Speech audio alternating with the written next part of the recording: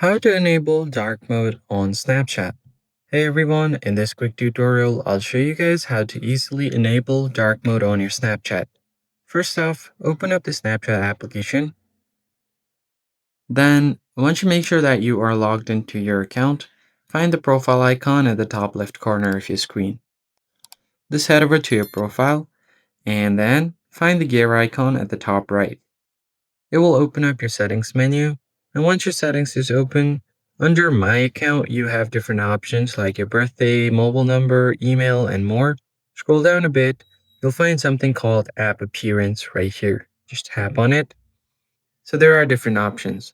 The first one is to match the system. So if your system is on light mode, it will be light, and if it's on dark, it will change to dark.